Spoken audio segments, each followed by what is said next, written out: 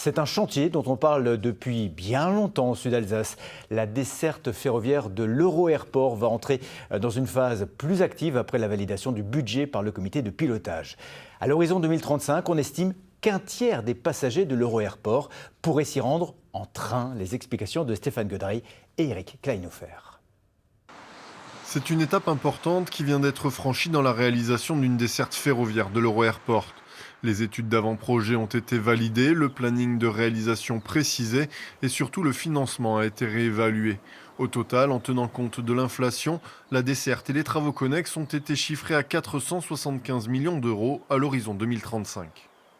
Il y a l'inflation et il y a aussi un certain nombre d'améliorations qui ont été prises en compte dans le projet, et notamment une refonte complète de la gare de Saint-Louis qui va bénéficier vraiment d'un réaménagement complet et d'une rénovation de ses quais. Donc c'est vrai qu'il y a pas mal d'éléments qui viennent surenchérir les coûts. Mais il faut voir qu'en fait ce projet, il y a certes une nouvelle liaison ferroviaire, mais il y a aussi tout un tas d'améliorations pour le réseau existant.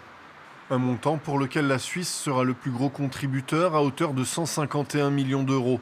Une participation qui s'explique parce que les Helvètes représentent la moitié des usagers de l'aéroport et que cette liaison fera partie intégrante du futur réseau régional ferré de Bâle, un RER qui ne bénéficiera pas qu'aux passagers de l'Euro-Airport.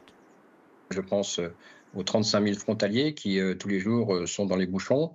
Eh bien, ils vont pouvoir avoir une offre intéressante ferroviaire. Je pense aussi à tout le personnel de la zone Euro-Airport. C'est la plus grosse zone en personnel du Haut-Rhin, et qui vont pouvoir eux aussi profiter d'une offre ferroviaire pour venir travailler dans des conditions de confort très agréables. Le projet prévoit une dérivation de 6 km de la ligne Bâle-Mulhouse et une desserte au plus près de l'aérogare. Le cadencement des trains sera lui aussi amélioré pour monter à un train toutes les 15 minutes entre Mulhouse et l'Euro-Airport. La prochaine phase, avec notamment les acquisitions foncières, devrait débuter prochainement.